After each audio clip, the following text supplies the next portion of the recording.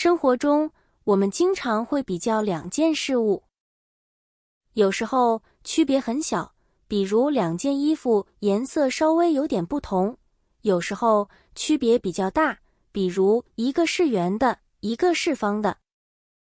但是，如果两件事物的差别大到了让你感到惊讶，甚至完全相反，该怎么说呢？中文里有一个非常有力量的成语，叫大相径庭。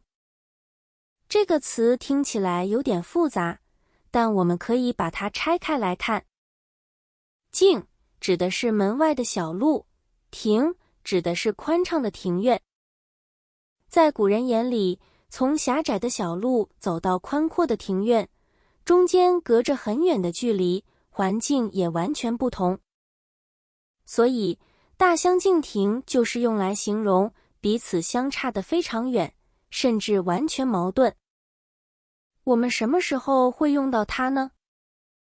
通常不是用来形容两只苹果长得不像，而是用来形容更抽象的东西，比如观点、结果或者预期。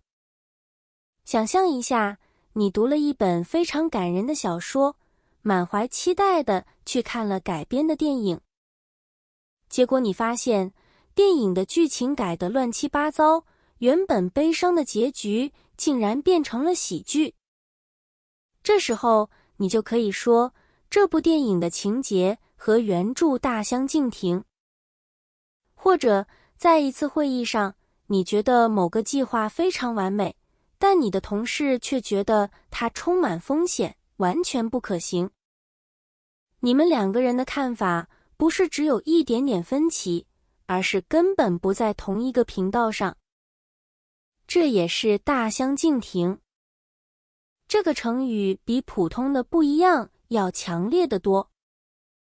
它带着一种断裂感，就像两个人背对背走在不同的路上，越走越远。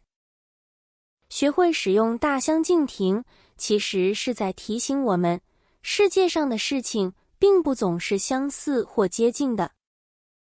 有时候，理想和现实之间，或者人和人的想法之间，确实存在着巨大的鸿沟。当我们能准确地用大相径庭来描述这种差距时，我们也就更容易接受这种不同的存在了。